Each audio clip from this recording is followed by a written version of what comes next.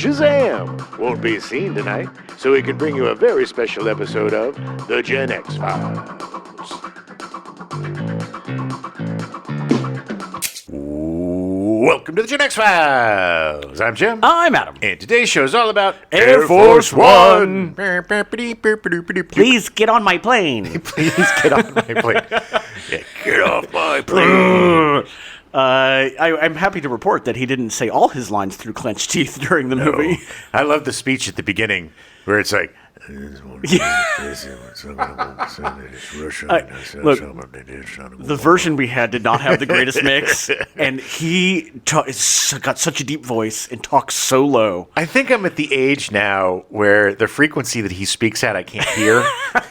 So yeah, I believe it. I love him so much. He is so good in this movie. This movie isn't the best movie in the world. No. As you said, it's very 90s. It is the most dated of all the movies we watched. But watching him and Gary Oldman spar is pure joy. Oh, I want to see them in like 1,000 movies together. Yeah. It would be amazing. They did another movie together that was not very good.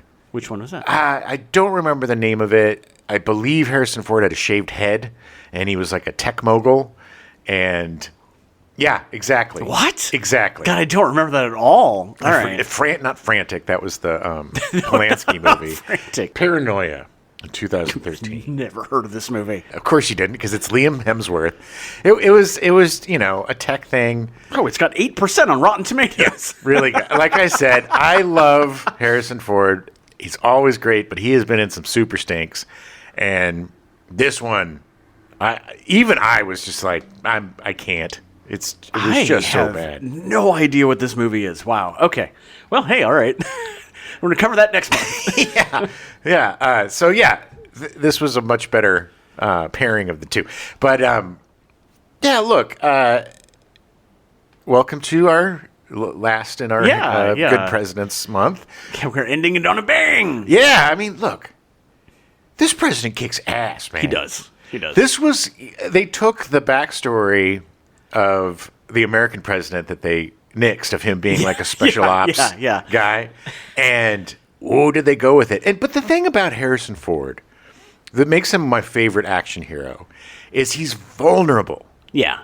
He shows the pain. He's not some Rambo or Terminator. There's indestructible. No. But the first Rambo. He's vulnerable because he gets cut and stuff, but then it becomes these superheroes. Yeah, it becomes a parody of itself. And every fight was visceral and difficult. And had that loud '90s slapping punch. Yes, those crunchy punches. Yeah. But his face, the scene where I forget, it was the secretary of something, and she gets shot. The press secretary. When the press secretary gets shot, and there's nothing he can do. No, he can't give himself up. Because then the game's over. He's literally the last hope. Yeah. He's the last hope, so he wants to give himself up. He does. The whole time I was like, he's gonna do it. And the anguish, the silent anguish on that man's face is heartbreaking. Yeah. He's such a good actor. He really is. People... they poo-poo him because, he's Han Solo and he's this and that. It's like, no, man. He's been in a lot of action franchises. But every single one, the reason why he is the greatest movie star and, the best actor of all the movie stars, in my opinion, is because every role he just plunges into and has that emotional and physical vulnerability. Yeah. The best thing in one of my favorite scenes in Raiders of the Lost Ark is when they're on the ship and he's beat to shit from everything that he's been through. And he's looking at everything, and then Marion's looking in the mirror, and then she pops him in the head with the mirror. Yeah. And then the two of them, and she's trying to fuss with him, and he's just like, where does it hurt? And he's like, here, and points to his elbow, and then it's just such a cute scene. But it shows that nobody does shaky, bloody hand coming into frame, and pulling himself up better than Harrison Ford.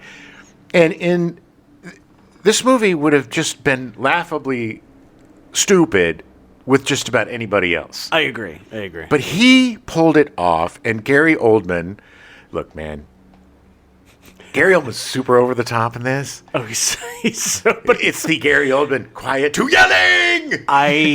That's my favorite Gary Me too. Oldman. He's some of those villains he's played have just been so good. Though. This and Leon the Professional. I said all of that. Yes, exactly. Which is so funny, that scene, because he's like, that was a joke. Yeah. It's like, I did that as a joke, and they ended up keeping it in. It was perfect, though. He doesn't understand his own gravitas. He doesn't. I don't think he understands how scary he can be. Well, and that's the thing. He's just a skinny little guy. He's not.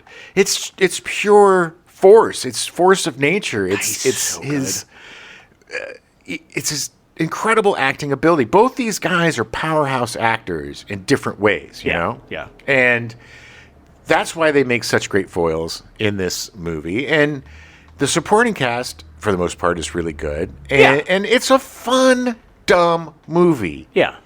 Look, Dave is a stupid premise. Yeah. Right. Which is elevated by the talent of Ivan Reitman and the actors and the script. Yeah. And same, American President, same. It's a silly, Yeah, it's a little love story that could have been really trite and boring. Right, but it's told in a really interesting and believable way. Right. Same with Dave. Believable, the most unbelievable thing believable. Yeah, exactly. And even this movie, the most unbelievable of all of them, the president dieharding his way through Air Force One to the point, I mean, look, it is ridiculous because he has to end up landing the plane. Which is, it's like, give the poor guy a break. Let somebody else have a bit of the magic. I totally forgot the ending and how this ended. Because it was like, at a certain point, it was like Gary Oldman died, and I was like, there's still like 30 minutes left in this movie. Yeah. It was like, but it was great. It was great. It is so silly, but it is so much fun. And I really enjoy this movie more than I should. But there are just some movies that you have to suspend your disbelief and just go for the ride. Yeah. This is a Disneyland ride. This is going to Magic Mountain, baby. It is a big bowl of popcorn. Yeah. And just hanging out watching and just accepting that it's happening. It's got those quaint, horrible 90s special effects. Oh, my God. Well, this is the funny thing is that this came out. I think this came out the same year that Armageddon did. Right. Maybe Armageddon might have been a couple years later, but like the special effects in that were so much better. Well, there's a reason why the special effects house probably isn't existing anymore at this point. Yeah. You should have got ILM. I know. They probably couldn't afford it. Well, also, because I was working for ILM back then. Yeah. We were everywhere doing everything. Right. There just wasn't enough. There wasn't time. Enough people or time. Right. We were even farming out stuff to other like mini houses. Yeah. Because you just can't get every shot. Yeah, you can't get everything done in time. Right. Yeah. Because the movies were becoming, it went from like maybe 40 or 50 or even like 10 or 20 effect shots to like 400 effect shots. So it's, it's just become so much more bloated in some cases. But, oh man, I really had fun watching this movie. It was funny because at the beginning you're like, you know what? I don't think I like this movie. Yeah, I got to be honest. Just because it was so dated, it just felt so dated. Yes, and like it was hard for me to get past. But it won me over by the end. So I mean, well, that's the thing it is so 90s, and there are certain movies that are so indicative of their time. Yeah, that it's like digging up a time capsule. Right. Yeah, I mean, essentially, something. Yes. It was like taking yourself back to 1997. Exactly, and we did. And it's, it's also quaint. And again, man, even just the speeches and the way that he dealt with his cabinet, he's so presidential. They tried for the entire movie to get him off that plane. Yeah. And he kept rejecting it and saying, no, everyone else is just as important as me. My family. I need to make sure everyone is safe. Yeah, especially my wife and my daughter. Yeah. And that's the thing. The scene when they finally got the president, they finally capture Harrison Ford. Yeah. And he's got a gun to his daughter's head. Yeah. And they're like, get Ruddick out or I shoot her. Yeah. And even the daughter's like, let him shoot me, Dad. I don't think she was that casual about it. The tortured look on his face when he finally has to make that decision is so earned. Yeah. And we're all feeling his struggle. I mean, that's the thing. Like I said, in the hands of a lesser actor, it would have been laughable. But Oh yeah, it would have been cheesy and over the top. Exactly, but there was nothing. There might be some cheesy shit in this movie, There's definitely some cheesy shit in this movie, but none of it was Harrison Ford. None of it's Harrison Ford, and I believe that Gary Oldman's cheesy shit surpasses how cheesy it is because it's so over the top. Well, he's such a great villain. Yes, and yes. and you need look if you're going to have such a self-righteous, amazing president. Yeah, of course. But the thing about Gary Oldman too is it's the small moments with him. Yeah. It's the moment where he's talking to the daughter and like, Yeah. what do you think? Do you think I'm a bit man? Oh, no. Totally. I mean, he has range in this movie. Don't get me wrong. And he puts his hand on her cheek and kisses her forehead. Yeah. I totally had a complete Mandela effect moment in this movie because I swore that when they let Raddick go, Yeah. that he got on the helicopter and they blew it up. Oh. And then all of a sudden he just got shot, and I was like, oh, that's not what I remember happening. That does sound. I feel like it was in the air, and then they shot a missile at him and blew it up. You might have been. I was probably conflating it with something else. Probably Independence Day. Probably. I mean, yeah. When they blew up the vice president's helicopter. Oh, yeah. When he was the poor vice president. All right. Well, let's get into it. Yeah, let's do it. Take yourself back to 1997. Ooh. July 10th, in London, scientists report their DNA analysis findings from a Neanderthal skeleton, which support the out-of-Africa theory of human evolution, placing an African Eve at 100,000 to 200,000 years ago. And that settled the debate about evolution, and we never talked about it again.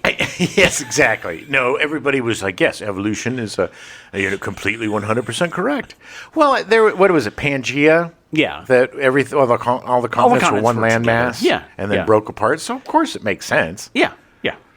July 15th, spree killer Andrew Cunanan shoots fashion designer Gianni Versace dead outside Versace's Miami Beach residence. Interesting that you included that. Of course I did. The longtime listeners know. It's your best friend. Yes, Adam, my very best friend. I was friends with Andrew Cunanan. We both went to the Bishop School for Boys and Girls. Wow. Snooty. Oh, my God. Talk about snoots.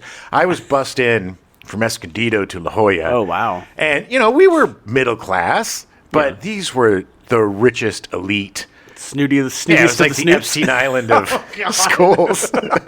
Kids were doing coke and just a bunch of rich assholes. And I was one of the nerd patrol when I got there, and it was me and this kid Steve and Andrew and another guy, and we would hang out all the time because nobody really paid attention to us. Right. And he was a strange bird, but I would never have thought that this kid would end up being a spree killer. Are you sure? Because I thought that you talked about how much you hated Gianni Versace for most of your high school years. That was my fault. I take the blame because I did not you just hated him so much. And it wasn't because of his fashions or anything. It was his hairstyle. And I'm like, come on, and man. Andrew Cunanan was like, maybe now Jim will love me. He's taking notes, yeah. No. I'm sorry. But what was so weird about it, first of all, when a friend of yours is on the news killing people, it's a little jarring. Well, really?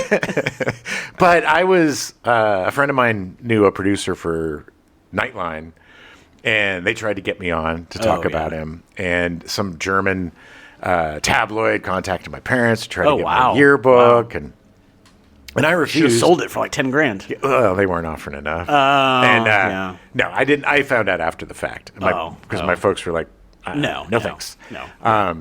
But I didn't want to be involved because I hadn't spoken to him because I left.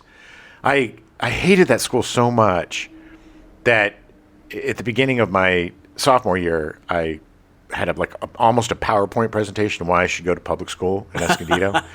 And the old man was like, yeah, not paying any money? Sure. Save me some bucks. My mom was very bummed. And I was kind of bummed because once I went to San Pasquale, it was like stupid. I've made the wrong choice. It was like going to kindergarten again. It was so disappointing. But, I hadn't spoken to him in probably 10 years. Yeah. So I didn't know. I had no insight about who he is or who he was. I mean, all of him being people don't change in 10 years, Jim. What are you talking about? Look, he went from a kind of a quiet, nerdy kid when I knew him to being like a hustler and all sorts of stuff. Yeah. Look, his father was a monster. I remember him talking yeah, about his parents and his home life, and we kind of bonded on shitty fathers. That was kind of how we became friends. Granted, his dad made the old man look like a saint. Well, you certainly didn't go murder fashion moguls. Or did I get not caught? Oh, Yeah. You and Cunanan going on a murder spree together? Yes, exactly. I was the Louise to his Thelma. But no. Bonnie to his Clyde? Yeah. So, I was like, look, first of all, I don't really know him. And second of all, I didn't want my 15 minutes of fame to be mired up. I don't want this in the world for the rest spree of time. Killer. And it was the 90s, too. So it was like, the gay spree killer. So, God. It was a precarious situation. But, man, there were feelings of like, is he going to come after me?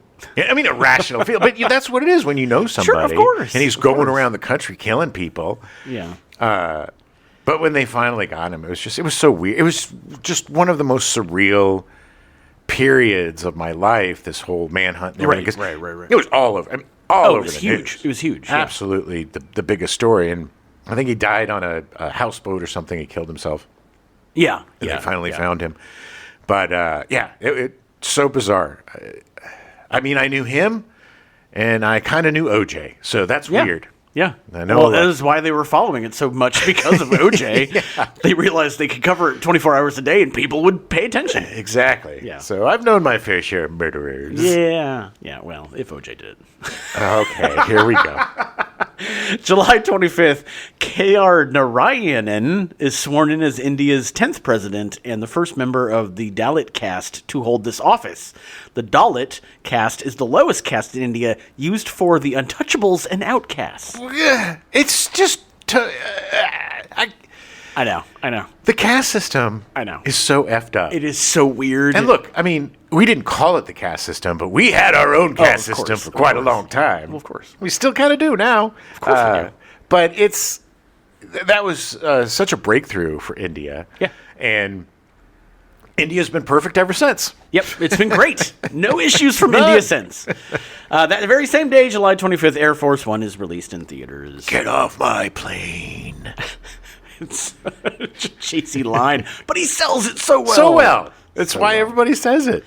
Air Force One comes from the mind of writer Andrew W. Marlowe. After earning a bachelor's in English literature from Columbia University, Marlowe got his MFA in screenwriting at USC in 1992. Woohoo. His thesis script, The Lehigh Pirates, would win a Nicholl Fellowship in screenwriting from the Academy of Motion Picture Arts and Sciences. What's it about?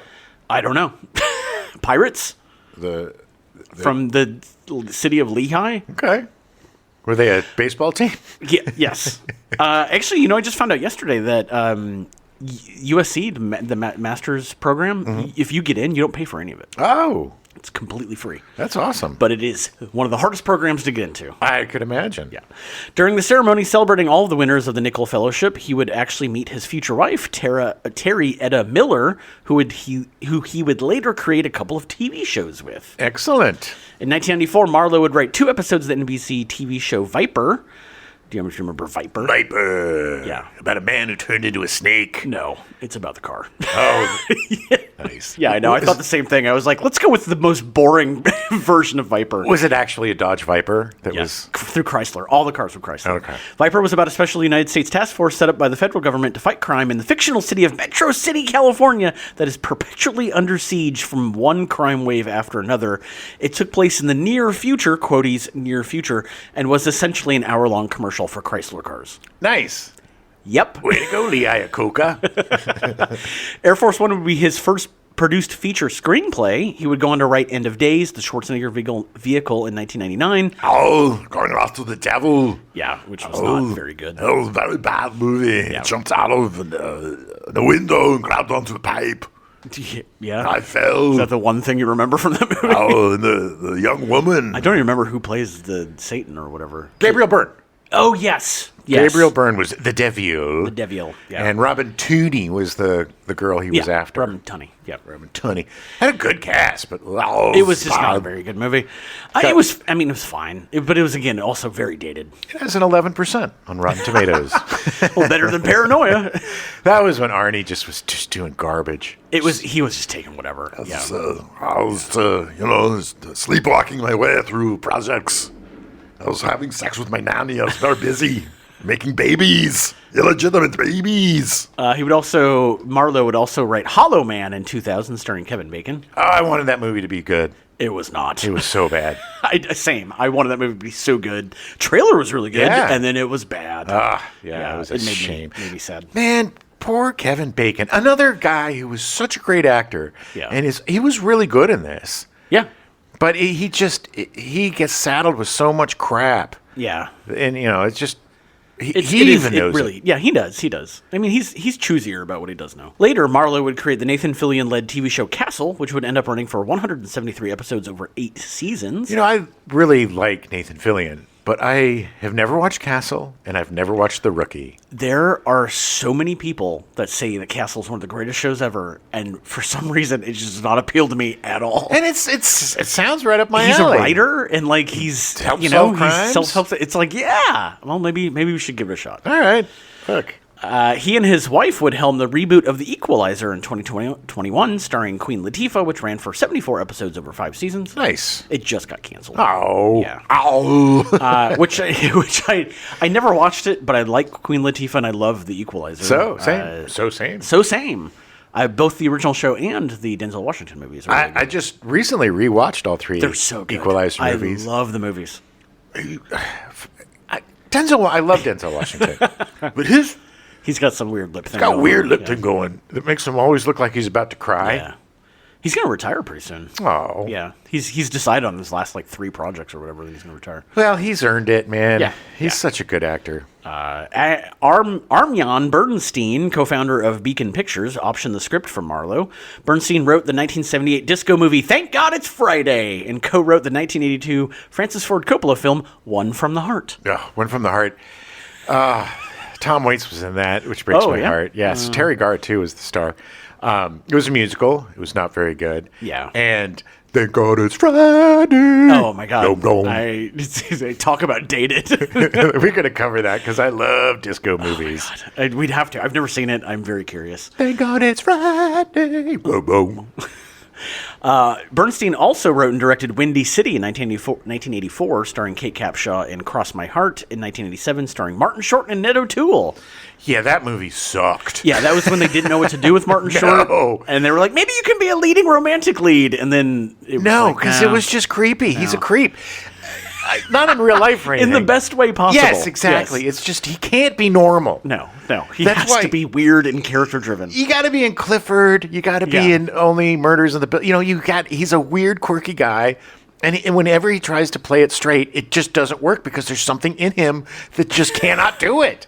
And that movie was weirdly uncomfortable for some reason. I really feel like Martin Short is actually Jiminy Glick and that he wears the Martin Short costume all the time. Yes. Like that makes more sense to me. Oh my God. Bernstein hired Wolfgang Peterson to direct Air Force One. Peterson, a German filmmaker, had made a couple of films and directed some TV before becoming internationally known with the release of 1982's Das Boot. Which means the boat. Yes. Not the boot, but the boat. Das. We wear boots in the boot. They did wear boots in the boot. Yeah, that was such a funny movie. It's hilarious. A great comedy about a bunch of guys dying in a submarine. Didn't they die in the submarine? Or did they get rescued? No, I'm pretty sure they all died. Oh. Das Boot would be nominated for 6 Academy Awards, with Peterson earning a Best Director and Best Adapted Screenplay nomination. It is a great movie. It's a fantastic movie. Yeah. It's long. But it's good. Again, a movie set in a submarine. I've never really liked submarine movies. I'm not claustrophobic, but submarine movies make me claustrophobic. Same. You're way under the water in a tiny little tin can, and you're on top of each other. I would murder everyone in that submarine. When that submersible imploded and trying to go to the Titanic. My first reaction was, well, what did you expect? Being in a tiny little can, it's just, yeah. But Das Boot is such a good movie. Such a great, it's the best submarine movie. Yeah. Oh, no, I would agree. Not K-19, The Widowmaker? Again, poor Harrison No, Ford. I know. Not a great movie. Despite being nominated for Best Director and Best Adapted Screenplay, Peterson would lose Best Director to Sir Richard Attenborough for Gandhi, and would lose Best Adapted Screenplay to Missing, written by Costa Gavras and Donald E. Stewart. With Harrison Ford. Was he in Missing? Oh, no, I'm No, sorry. no. I was thinking of Witness. No, Missing isn't that. That was a really good movie with Sissy Spacek and Jack Lemmon. Oh, yeah, okay. Yeah. And I think that they were, like her husband was in Iran or something, and he gets kidnapped, and they're trying to find the husband within the whole system, and nobody's helping them. It's interesting. I've never seen this. I'll have to give it a watch. It's a political thriller about a conservative American father and his progressive daughter-in-law searching for their missing son/husband, an idealistic journalist after the 1973 U.S.-backed military coup in Chile, Oh, in Chile. Mm-hmm. Okay. and covering a devastating government cover-up and the truth about his execution. Oh, okay. Spoilers alert. Yeah. Anyway, Wow. it was a great movie. After Das Boot, Peterson made his first English language film, The Never-Ending Story. Blew my mind. I totally completely forgot. forget that he directed The Never-Ending Story. Never-ending story. Oh my God! Now we're like Stranger Things. Yeah. I love that movie. It was one of those that was on all the time when I was growing up. Oh yeah, a movie that scarred our generation. Yeah. With a poor little There were so many scary things in that movie. Arturo wasn't the horse, the one that drowned. The horse that drowns, but then there was like the wolf thing that was super scary. Just the great big nothing was scary. Yes. It's literally just eating everything, but it has no face and it's just a big nothing. Thanks, William Peterson, It's for like traumatizing a generation. Here comes your depression. Here it is. Yeah. It's the feel-bad movie. It's still, I love that movie though. Oh, it's great. It's great. It's just not. You shouldn't be 5 and watching it. No, it's not a kid's movie. He quickly followed that up with Enemy Mine in 1985, starring Dennis Quaid and Louis Gossett Jr. Again, amazing movie. Such a great movie. We will cover it at some point. That was another one that was on all the time that I loved. Louis Gossett Jr. and Dennis Quaid. Louis Gossett Jr. and Dennis Quaid have a baby. They do. It's really cute. My favorite scene is when they make sweet love to each other. Yes. That's what. That's Yes, what he that's says. exactly what it sounds like. Yeah. Dennis Quaid's like, I like a bumpy head. I wish I could quit you. I wish I could quit you, alien. Quit you. Yeah. Okay. Peterson had his first big hit in 1993 with In the Line of Fire, starring Clint Eastwood and John Malkovich. Oh my God! I just watched that recently. I was convinced that Clint Eastwood directed that. Yeah. No, I thought literally for the last 30 years, Yeah. I thought that Clint Eastwood directed that movie. It was one of the only movies in that period that he didn't direct. Yeah. But that movie's so great. Oh my God, the movie's so good. Hello, Frank. What do you see when you close your eyes at night, Frank? What do you see, Booth? When you close your eyes, I'm going to get you. You're not going to get me, Frank. I'm going to get you. I love the one thing I remember of that movie was John Malkovich making the little plastic gun that Yes. was able to kill people because Yeah. it had to get through the metal detectors. And he put the bullets in his rabbit's foot. Yeah. To get those through. He's so good in that movie. Yeah. Well, we definitely will cover that at some point. It's so funny because it's such a great conceit, and it's such a great movie. And Harrison Ford, Clint Eastwood, again, such a great actor, Mm-hmm. and I think very underrated in terms of, again, just like Ford, conveys so much emotion silently with his face. Yeah. And the torture of surviving a presidential assassination when he could have possibly saved him. Yeah. But, it's whatever. But it always makes me think of The Last Boy Scout. Bruce Willis. He was an ex-Secret Service agent, and he protected Carter. That was the big thing in his character thing. But yeah, In the Line of Fire is such a great cat and mouse movie. It's a great movie. It would make $187 million and earn 3 Academy Award nominations. Would also be a great double feature with Air Force One. It would, actually. Yeah. They would both Watch be it second. Yeah. He followed that up with Outbreak in 1995, starring Dustin Hoffman, Rene Russo, and Morgan Freeman, which would make $189.8 million. That was extremely disappointing. The book is really great, Yeah.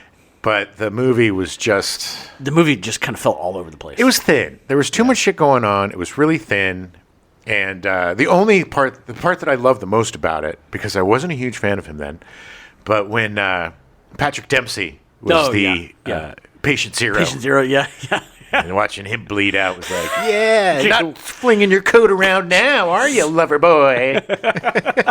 Well, he got his just desserts. He did, but that movie was so disappointing. It was. doesn't happen. Don't shoot him. Don't shoot him. Don't shoot. Don't shoot. Be a person. Be a human. Don't shoot. Don't shoot. Was he playing Rain Man in the movie? Yeah, pretty much. So they cast Harrison Ford as President James Marshall. The role is actually written with Kevin Costner in mind, but he was committed to making The Postman. Good choice there. Yeah. Didn't he direct The Postman too? I think he did. It was also 2.5 hours too long because it was 3 hours long and the movie was bad. It was just boring, man. It was just bad. He's made the worst post-apocalyptic movies. Although I will say that Waterworld is an entertaining disaster. No, totally. It's so stupid, but it's one of those so dumb it's fun movies. If we didn't have Waterworld, we wouldn't have had the Universal Waterworld live show. Yes. And that is one of the best live shows ever. It really is. It's better than the movie. Much better. Well, that's not saying much. But yeah, The Postman was, I think it was originally written by David Gerald, if I remember correctly. Okay. Who, he's the guy who wrote the Trouble with Tribbles episode in Star Trek. Okay. He also wrote The Man Who Folded Himself in Half, which was a time travel story that is one of my favorite time travel stories nice. of all time. I do believe David Gerald has come out to be a big old asshole. oh no. I could be totally wrong. I could be wrong, but I'm pretty sure it was The Postman because it's post-apocalyptic and whatever. Well, Kevin Costner back then wasn't as good as Kevin Costner is now as a director. Oh, yeah. But because of Dances with Wolves, he got a big old head, and he put his thumb on everything, and his thumb stank. Yeah. And it turned all of these movies into garbage. Yeah. And The Postman was such a huge flop. And I'm sorry, but Air Force One would have just been a joke with him starring in it. It would have not been good. No. I could not buy him as being the kind of action stuff that Harrison Ford did in this. No. It would have been laughable. Yes. It's just, look, no offense. I'm a Kevin Costner fan. I really like Kevin Costner. He's good for the roles that he's good in. Yes. He plays a great cowboy. He's got a very narrow range. Yeah. And he does that really well. Amazingly well. I'm really excited to see the Horizon Part 2. I really enjoyed the first one. Everybody made fun of it and poo-pooed it, but I thought it was really good. Good at cowboys and playing athletes. Yes. That Cowboys is the and things that he needs to do. Well, he's charming. And golf. He was really good in Tin Cup. Well, he was great. Look, when we do Silverado, you're going to see a side of Kevin Costner you've never seen before. I know. I'm very excited about it. It's going to make you sad. Yeah. Because you're going to be like, well, why didn't he ever do that again? Yeah. Well, Costner actually suggested that they ask Harrison Ford, but John Malkovich was Peterson's first choice for President James Marshall, as they'd worked together in the Line of Fire, but he turned it down to make Con Air instead. I get it. Con Air is a more fun part. Oh, yeah. And again, I don't know if I could have bought John Malkovich being the action hero. Yes. Here's the thing with John Malkovich, though.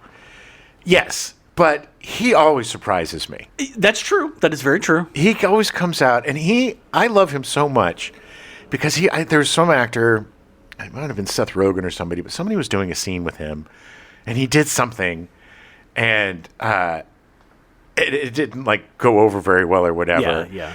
And so he said to the other actor, John Malkovich says, I'm not a very good actor. And the guy was like, what are you talking about? You're like, one of the best actors ever. He's being John Malkovich. Yeah, he's so good. But he could go from really heady, amazing, crazy parts. He could go from super period piece or whatever. Wasn't he in Dangerous Liaisons? Yes. To big, stupid, dumb action movies like Con Air. Con Air and Air Force One would be a good double feature. Yes. That would be a fun night. Con Air is so stupid, but it revels in its stupidity. It is talk about a '90s movie, baby. Yeah, I know. It is so all of those goddamn Tony Scott. Is it Tony Scott? I think it's Tony Scott. Or no.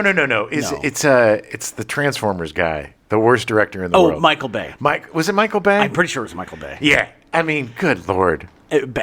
Bad, but so much fun. Yeah, what a great cast. Yeah. And everybody loves way over the top Nicolas Cage. His long hair flowing in the wind. Yes, and just Steve Buscemi is the weird serial killer.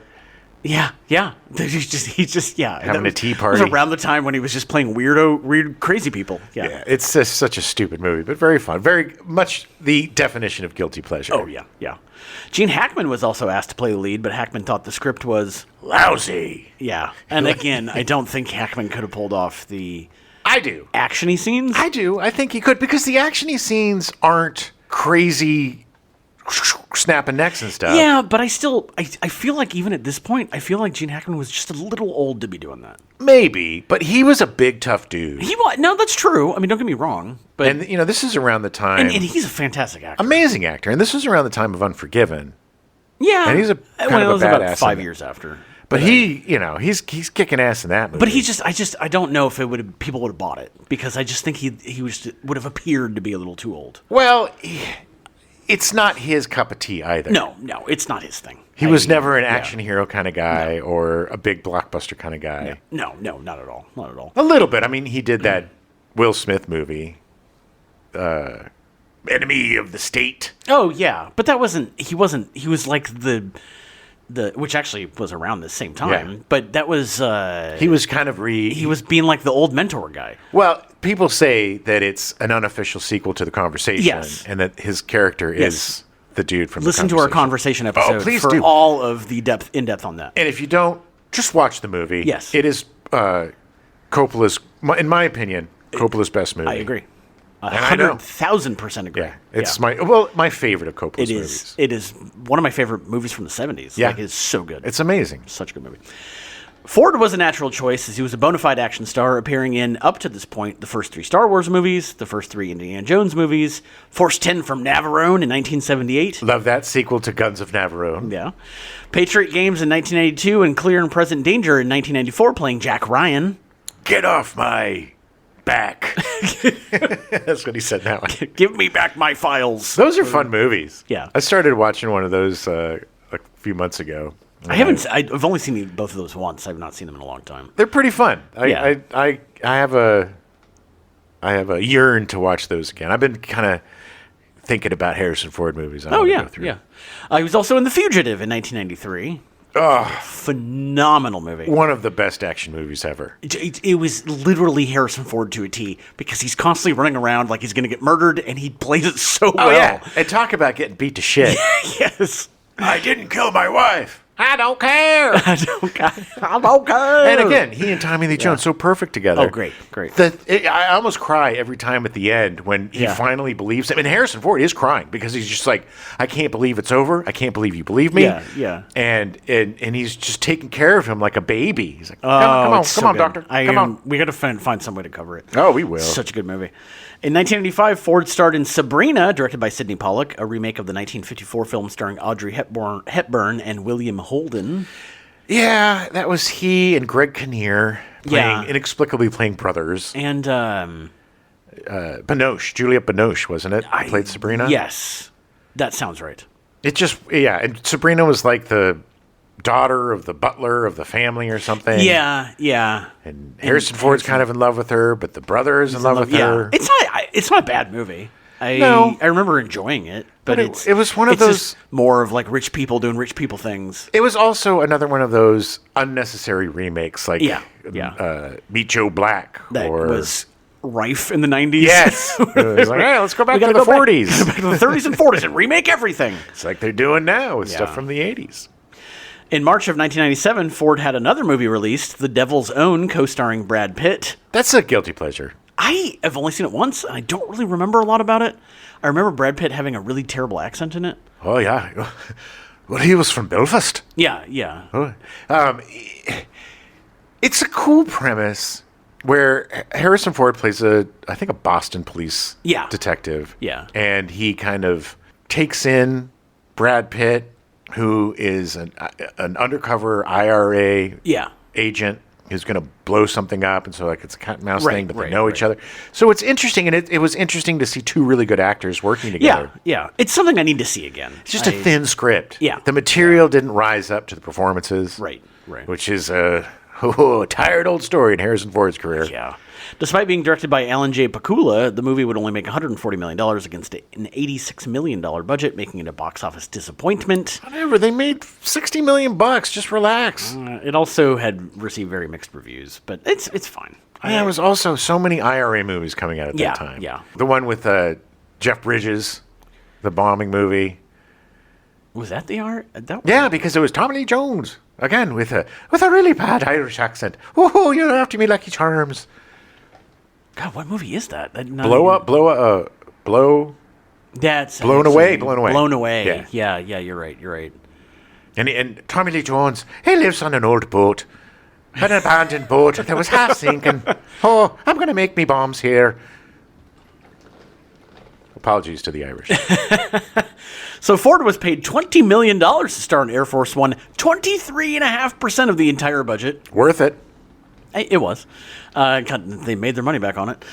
Ford can most recently be seen in the MCU movie Captain America Brave New World, again playing the President of the United States. It's just that this time he can turn into a giant raging red Hulk. He was so good in that movie, but that movie was not very good. You know what's funny? Until I typed those words, I forgot that movie existed. I've seen that movie not too long ago, and I completely forgot about it. Yeah. I don't remember. All I remember is him turning into the... Yeah. It was that whole storyline with Captain America and all that. It just wasn't very interesting. Wasn't he playing... He was playing the role that William Hurt used to play. Because William Hurt died. Yeah. General Ross. General became Ross, President Ross, yeah. And now President Ross. And then his daughter was the Hulk's girlfriend. Yes. Played by... And I think in this movie also played by Liv Tyler. Yeah. Yeah. Was she in this one?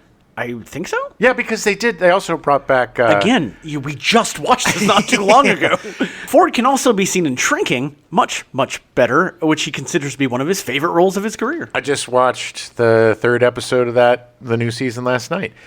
It is incredible. I was telling you earlier that it's kind of sad, though, because his character is dealing with his mortality, and he has Parkinson's, and there was just a scene, kind of a bit of a passing the baton scene last night. And when he's walking away after what he did, just the look on his face is so... It's a mixture of pride and sadness. There's so many emotions rolling around in that mother effer's face. Yeah. You're so damn good, and you're 80-something years old. Yeah. Yeah. It's a perfect role for him. Oh, my God. And he...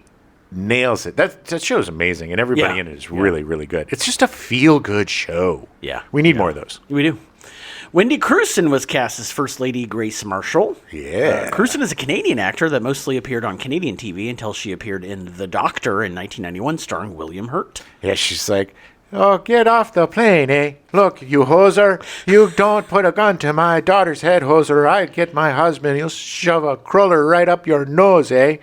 You... hoser. Oh, I'm surprised he didn't work in loony somehow. Well, he didn't ask for any loonies. I will give you one loony to take off that. I can't even do a Canadian accent anymore. Oh, yes, but I can. In 1993, she would appear in The Good Sons, starring a psychopathic Macaulay Culkin. Oh, my God, that movie was so bad. Poor Macaulay Culkin. And Elijah Wood. Elijah Wood was such a good little actor. Yeah. I mean, he still is amazing. And Macaulay Culkin's not bad. Not bad, but Macaulay Culkin, you can't take America's sweetheart, little Kevin McAllister, and make him a serial killer. It was so unsettling. But I got to tell you, man, Elijah Wood is so good. He is so good in the Toxic Avenger remake. Oh, yeah? Oh, my God. With this crazy... look with his wispy hair. I mean, he looks like the dude from Rocky Horror Picture Show. Oh, nice. It's crazy.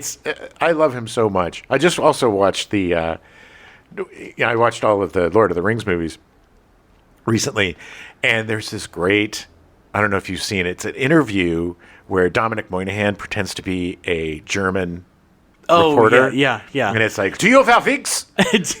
No. He's like, will you have eggs? It's just so, finally Dominic Moynihan's like, it's Dominic Moynihan, and they're both just crack. He's like, I know it. But it's one of the funniest things. Yeah. I love press junkets where they F around like that. Oh, yeah. Because you got to be so they sick have to. of it. Yeah. They're, for hours, they're just getting asked the same questions over and over and over. Yeah, and it was just, and I saw also an interview like recently of them talking about it, and Elisha was like, "Why was I so against wigs?" It's like, I don't understand. Well, why wasn't it? Yeah, I mean, yeah. In 1994, she would appear in The Santa Claus, playing Tim Allen's ex-wife. That's where I remember her from. Yeah. She'd also appear in The Santa Claus 2 in 2002 and The Santa Claus 3, The Escape Clause in 2004. She would reteam with Harrison Ford in What Lies Beneath in 2000, although I don't remember how much screen time they actually had together. Probably not a lot. No. But that is a really fun, it's one of the only times, there's only a few times that he's played a bad guy. Yeah. Such a good movie. Robert Zemeckis is such a good movie. It was Robert Zemeckis' love letter to Hitchcock. Yeah. And it was really fun. It's a good movie. It's really good. Crewson can most recently be seen in the Amazon Prime show We Were Liars. Was she in the Santa Claus series that came out? Didn't they do? I don't think so. Oh. I don't think so. Okay. I could be wrong. Liesel Matthews was cast as Alice Marshall, the president's daughter. We're going to talk about her way longer than we should. You know what was weird, though? I think that she had a crush on Harrison Ford. Probably. Because the way she looked at him was just so dreamy. And she was very good. I mean, she was great at playing the daughter. She was like 12 or 13 in this. Like, I mean, I wouldn't be surprised. Either that or she was just kind of in awe of, like, I'm working with Harrison Ford. Yeah. That's how if I were in a project with Harrison Ford, I would look like I was a lovelorn little child. Giant big eyes, like, hi. Yeah. Matthews is a member of the insanely wealthy Pritzker family fortune and niece of Jay Pritzker and founder of the Hyatt hotel chain, as well as cousins with J.B. Pritzker, the governor of Illinois. Yes. All their wealth came from the grandfather, it's like A.L. Pritzker or A.N. Pritzker or something. I don't know. They all go by initials. It's weird. The family controls the TransUnion Credit Bureau and the Royal Caribbean Cruise Lines. Oh, boy. They got some cash. Yeah. When Matthews' parents divorced and she showed interest in acting, there was a heated discussion if she would use her father or stepfather's surname as her stage name. She solved this by just using her brother Matthew's name for her stage name. That's pretty cool. Yeah. She was like, well, F both of you. I'm going to use Matthews. I wonder if she went incognito, didn't let people know who she really was. I mean, if she was going by Liesel Matthews, then probably not. I mean... People are like, we gotta give her an audition because she's really a Pritzker. Yeah. She was named Liesel after the eldest daughter in The Sound of Music. After getting rave reviews in Chicago for playing Scout in a revival of To Kill a Mockingbird, Matthews was cast in The Little Princess at the age of 10, directed by Alfonso Cuarón. Oh, right, okay. It was released in 1995. Air Force One was her second film, and she would only appear in one more movie, Blast, in 2000, her first lead at the age of 16. The movie's about a prank, 4 teenagers that play a prank on somebody, and I think the kid dies. Oh, no. Yeah. It is on YouTube. I started watching it and then could not finish it. Okay. Yeah. Shortly after, Matthews went to college and hasn't acted since. In 2002, Pritzker, then a first-year student at Columbia University, filed a $6 billion lawsuit against her father and 11 older cousins, claiming they had misappropriated money from trusts established for her and her brother Matthew Pritzker. In early 2005, the parties settled the lawsuit, which followed another suit that had begun the process of splitting the family fortune 11 ways. That result placed 11 Pritzkers into the Forbes 400, the most from any single family. Under the settlement, Liesel and Matthew each received roughly $280 million in cash and were given more control over other trusts valued at about $170 million each. It's not even $1 billion. How can you live? She's worth about $1.5 billion now. She is currently working full-time at several nonprofit charities and slowly giving away her fortune. Yeah, she's an activist. She's also an artist. She does, I think she's a painter as well. And good for her. I mean, any billionaire who gives away their money is aces in my book, baby. Yeah. And she's making more money for the nonprofit by giving her own money, like convincing people. Like, she works really hard to make sure that there are the appreciated are taken care of. Yes. Yeah. She was not at the Billionaires March in San Francisco. No, she was not. Ago. Gary Oldman was cast as Igor Korshunov, terrorist ringleader and radical loyalist. Oldman made his film debut in the British ensemble drama Remembrance in 1982.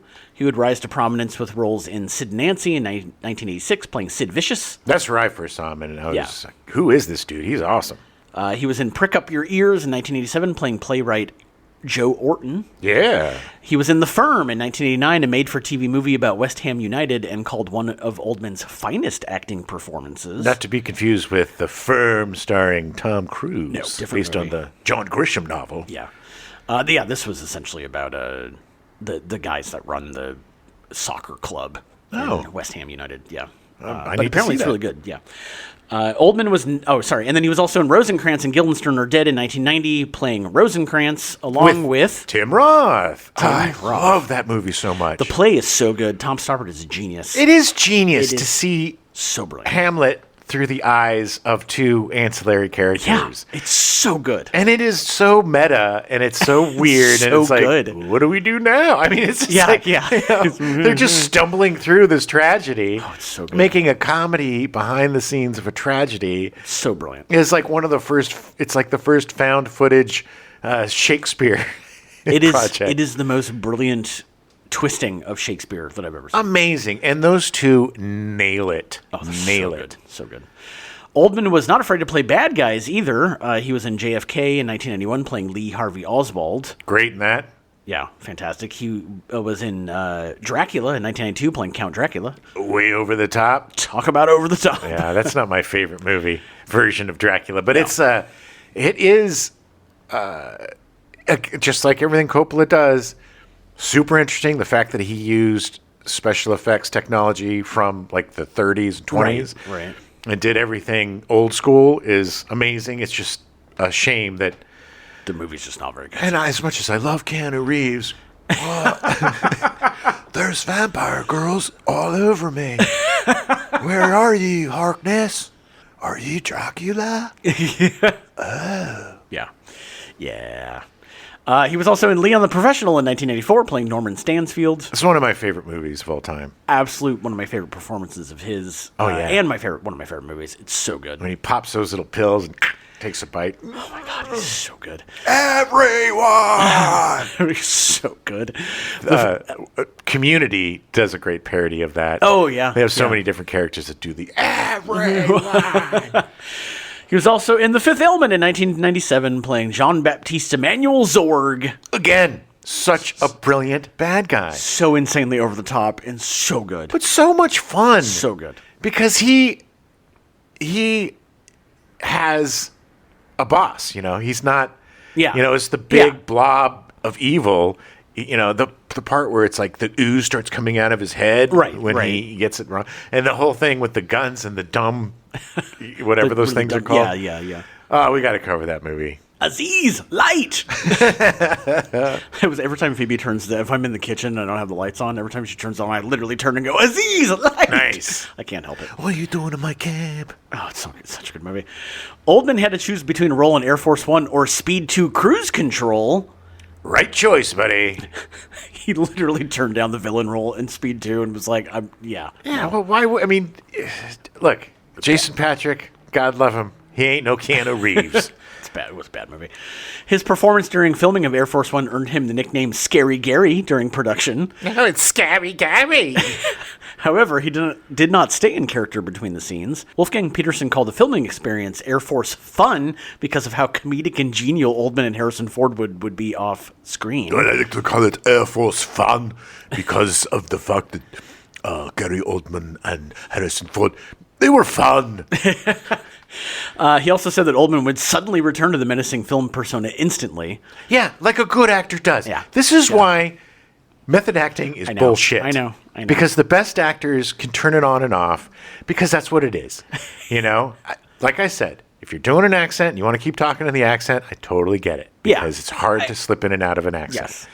But having people call you by the character's name or yeah. Jared effing Leto, whom I cannot stand, sending rats and crap. Dead That's a rats. harassment, man. Yeah. When you're so full of yourself that you think that people are going to enjoy your shenanigans as being in character all the time, you're a piece of shit. Yeah, I agree. Ford has since named Oldman as his favorite on-screen nemesis. After shooting the scene where Oldman beats up Ford, he stood back with his head down and said, I can't believe I'm beating up Han Solo. yeah. Oldman would use the money he made on this movie to help finance his directorial debut, Nil by Mouth, released later that year after Air Force One. Do you ever see it, Nil by Mouth? I probably did. I don't remember It's it. really good. Okay. I'd recommend it. I watched it in film school. Oh, nice. Because it was Snooty McSnoots. Sure. But it's a good movie. Oldman's lifetime box office receipts are north of $11 billion, making him one of the most bankable stars still acting. Well, look, he, again, true artist, 100%. And I think he enjoys being a movie star because he likes doing big budget movies and stuff, and he loves the money. Of I mean, course. he's very honest about Of that. course. But he also is so great in little projects. I think Slow Horses is one of the best things he's ever done. Oh, yeah, yeah. And you can tell that he's just having an absolute blast. Much like Harrison Ford, it is a perfect role for him as he's gotten older. Yes. Like, it's so perfect. Yes, and he's like, I love it. I love being gross, smelly, repellent human being. He's so funny. Him with Stephen Colbert, all those interviews are some of the funniest things I've ever seen. And the way he just can laugh at himself. Stephen Colbert's like, I'm just going to add in fart noises at the end of your speeches, and he just could not help but just, It's so stupid, but he found it so funny. It's like, and then his co-star's like, we're all jealous because you never had to put on hair and makeup. She came in all fat and gross. Gross, yeah. It's like, is he wearing a fat suit? It's like, no, that's all Gary. I just love the fact that Gary, as evidence from all these bad guys we talked about, he can take the over the top and make it believable, and you buy it. You totally buy it. Well, I think what he understands about these type of villains is that you need to make them fun. Yeah. Yeah. And he makes them fun. And the bad, look, I'm looking at you, rest in peace, Dennis Hopper. Oh, yeah. But he did some great villains, but he also just didn't understand sometimes and just played it too straight. Yeah. Or didn't understand the fun that you're in a big blockbuster movie. Right. You're supposed to, make it over the top and fun and crazy. I feel like he did that in Speed.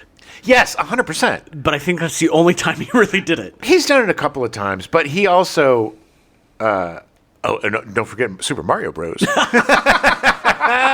You're right. I stand corrected.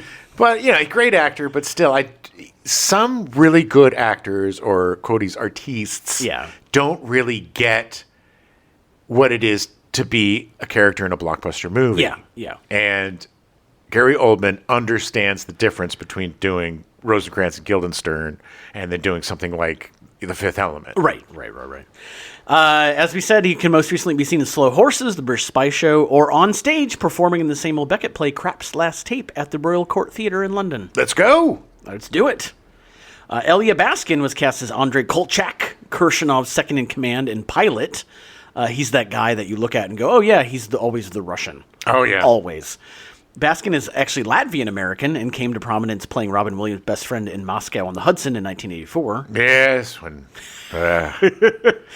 when someone watched Robin Williams' stand-up act and said, oh, he can do a Russian accent pretty good. Let's make a movie around it. Yes. That movie. It's not a bad movie, but it was, again, people didn't know what to do with Robin Williams. No. He's a character actor that has appeared in dozens of projects, but is most recognizable as playing Peter Parker's landlord in Sam Raimi's Spider-Man 2 and Spider-Man 3. Oh, yeah. He most recently can be seen in the 2024 biopic Reagan, playing B.E. Kirchman. Okay. Yeah, let's all go watch Reagan. Oh, that's the one with Dennis Quaid. Yeah. Levon Ushanishvili as Sergei Lenski, the communications expert. Yeah. Another one of the terrorists. Levon is a Georgian actor and is considered to be the... Kevin Costner of Georgia. Yeah. He doesn't look like him. No. Apparently acting-wise, I guess. He only can play cowboys and athletes. He also appeared in Independence Day and Blade. What was he, like the Russian president? He was probably Independence Day. Yeah. I'm guessing he was one of the Russians. Right. Duh. Yeah. Duh. Will you help us fight the aliens? Duh. David Vadim was cast as Igor Nevsky. Vadim is a Ukrainian actor and former boxing champion. Oh, yeah. He was also one of the terrorists. He also appeared in Ransom, G.I. Jane, Exit Wounds, and Punisher Warzone. He most recently appeared in The Penguin. Okay, that was really the show? Yeah, the show. Oh, I really enjoyed that show. No, the animated film, The Penguin. Okay. No, I'm just kidding. March of the Penguins? Yeah. Andrew Divoff was cast as Boris Baziev, also one of the terrorists. Divos' father was Russian, but he was born in Venezuela. Ooh. He had an early role as a police officer in the 1988 movie Mac and Me. Oh, good. One of the classics. I prefer Mac and Me over E.T. in terms of... Sure. The most recognizable thing about Mac and Me is the fact that Paul Rudd has Lucy with the footballed Conan O'Brien over and over and over and over again. It's so hilarious. To the point where, even though they know it's coming, and he was a guest, Rudd was a guest on Conan O'Brien Needs a Friend, and they're both just like, look, we know it's coming. We have to do it at this point. Yeah. But it's still super funny. He's made a career playing villains, appearing in both Wishmaster movies as the evil Jin, in Toy Soldiers, Another 48 Hours, and A Low Down Dirty Shame, and as what I recognize him in most, as Mikhail on Lost. Oh, yeah, right. Yeah, he was one of those he was down in one of the... Bunkers? Yeah, it was one of them. I don't remember which one. But yeah, he was great in that. He most recently can be seen in 2024's Camp Pleasant Lake, a horror movie where he plays the aptly titled Evil Man. Okay, very lazy. Does not look like a good movie. It's funny, when I first read the script, I thought it said, playing Bill Wishmaster. Another 48 Hours is such a bad movie. Yeah, it is one of the worst sequels ever. But he's got that face that if you see him, you're like, okay, that guy. He's got a bad guy face. Yeah. He's definitely got the bad guy face. Yeah. Ilya Volok was cast as Vladimir Krazin, Khrushchev's close friend whom he served with in the Soviet-Afghan War. Volok has appeared in over 170 projects since his debut in 1984 in Hail Caesar, the directing debut of Anthony Michael Hall. Yeah, and baby. Guess what? I just found out that Anthony Michael Hall directed something. Yeah. I barely remember that movie. I did not realize it even existed. He guested on an episode of Friends where someone claims he was the actor from Air Force One, but he says that he's never seen the movie. Never seen the movie. It was a very funny little joke. He most recently can be seen in the upcoming film Idiotka, being released at the end of February. Okay. That means idiot in Russian. Yes. I don't know. Although technically it's an American movie. It just has a lot of Russians in it. Oh. Yeah. It looks interesting. Anyway, Paul Guilfoyle was cast as the White House Chief of Staff Lloyd Shepard. Oh, Sheppy Ships. Who, man, he takes a bullet like a champion. Almost as stupid as the fighter jet. Oh my God! Jumping! I got this. Yeah, the fighter jet did the full on in front of the plane. I can't believe they did that twice in this movie. Yeah, I was like, well, it's not enough. We need to do it with a fighter jet because nobody's ever done that, and there's a reason why. Yeah. He's a character actor that has appeared in over 125 projects over the years. Some of his notable films include Howard the Duck, Beverly Hills Cop 2, 3 Men and a Baby, Wall Street, The Serpent and the Rainbow. Listen to our Serpent and the Rainbow episode. Cadillac Band, Hoffa, Quiz Show, Striptease, Ransom, and LA Confidential. Guilfoyle plays a lot of cops, which is part of the reason he was cast in CSI as Captain Jim Brass, appearing in 317 episodes over 14 seasons. He was great. I used to watch that show at the beginning, and he's one of my favorite character actors. He's always great. He does what the perfect character actors do, which does such a solid job without stealing any focus. Yeah. And is just part of the machine. And without guys like that, the machine wouldn't run. Right. He will next be seen in the upcoming horror comedy Over Your Dead Body, starring Samara Weaving, Jason Segel, Timothy Oliphant, Juliette Lewis, and Keith Jardine, with direction from Jorma Taccone. That sounds really good. It sounds really fun. I'm very excited about it. I think it's a remake of a Swedish movie. I think. Well, then forget it. But I think it's about a couple that they're both secretly trying to kill each other. Oh, yeah. So it's like Mr. and Mrs. Smith. Yeah, but not like they live together and they're just like poisoning each other and stuff. Oh, that's awesome. Yeah. From what I could tell. William H. Macy was cast as Major Norman Caldwell, United States Air Force military aide to the president. Yes. Oh, William H. I love him so much. He's so good. Macy attended Goddard College studying under playwright David Mamet. Macy would originate some roles for Mamet in his new works. He would work with him on many of his movies, including House of Games in 1987, Things Change in 1988, Homicide in 1991, Oleana in 1994, Wag the Dog in 1997, State and Maine in 2000, and Spartan in 2004. His first feature was Somewhere in Time in 1980, playing a critic. Ooh. He was credited as W.H. Macy in that film, along with 1985's The Last Dragon, which is I totally forget that he's in that movie. Same. He's so good in it. It's so stupid. And a few others due to Bill Macy, the actor best known for Maude, being in SAG. Oh, yeah. Yeah, so he couldn't call himself Bill Macy, which is what he goes by. Macy became a household name in 1986 with his appearance in Fargo, written and directed by the Coen brothers. Oh, hey, Margie. Oh, he's so good in that. Well, Although it was one of those catch-22s because he got typecast as being like the sad sack. well, you're gonna need the true coat. You look, you just gotta gotta pay for the true coat. Yeah. You're swindling us, sir. I don't think we didn't have that deal before, and now you're out. Let me talk to my manager about the true coat. Just hearing you do that makes me want to sit down and watch this movie again. So good. The same year, he also appeared in Ghosts of Mississippi, directed by Rob Reiner. I just recently rewatched that. It is not very good. It is not. He's great because he's got a beard. Oh, he's kind does of a he? badass. Oh, okay. He's like the voice of like, what are we doing? You know. Yeah, But he's so good in it. But that movie is thin. Yeah, that's too bad. Yeah, Alec Baldwin again with his little pursed mouth. I hate when he purses his mouth. It drives me nuts.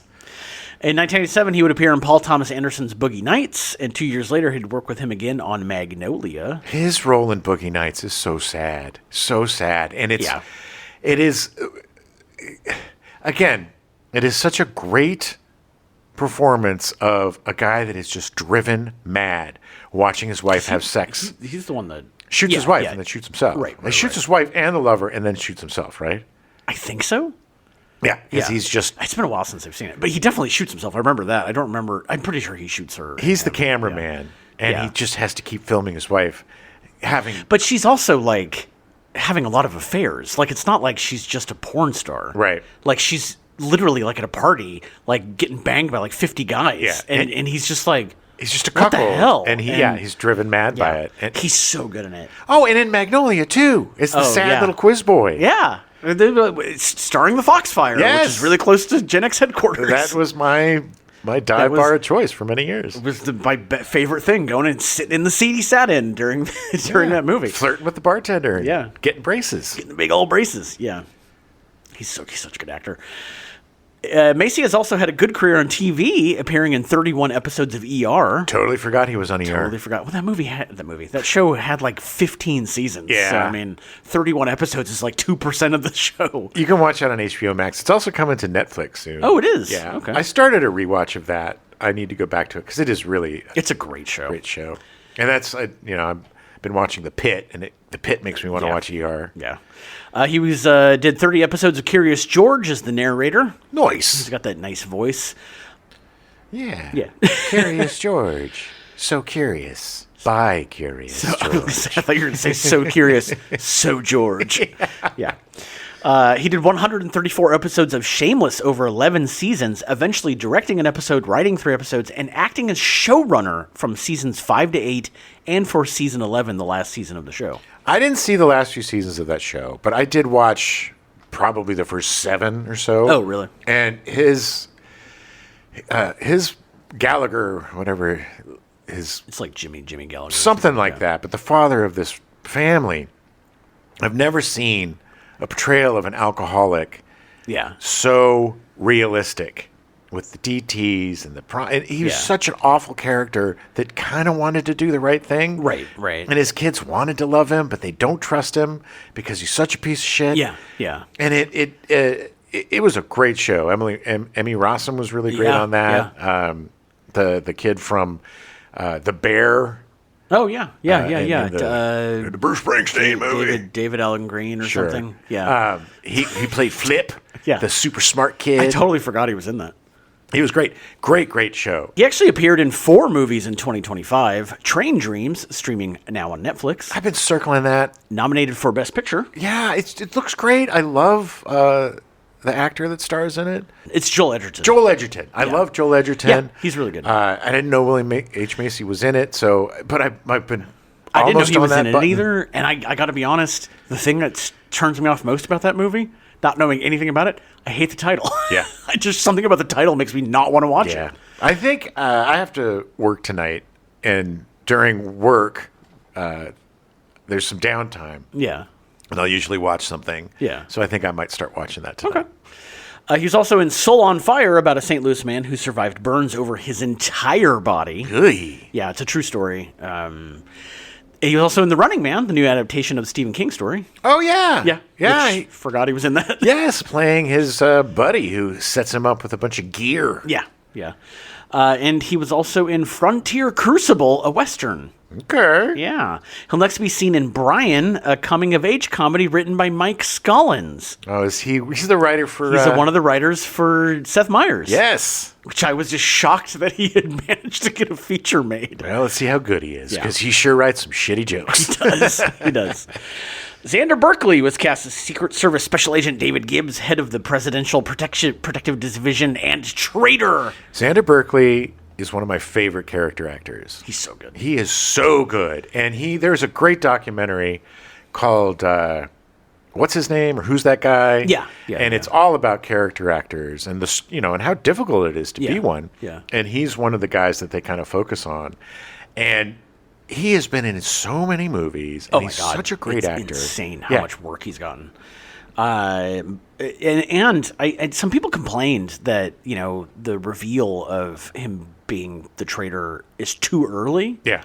But for me, watching it again, because Mandela effect, thought it was near the end. Yeah. But it happening first, it made his performance so much more interesting. Oh, and made it so much more tense. Yeah. Because every time you're like, when is he going to turn on? Well, especially when Harrison Ford comes into the room with all the hostages and immediately gives him the gun. Hands him a gun. Yeah. It's like, I will have to say that his ending is stupid.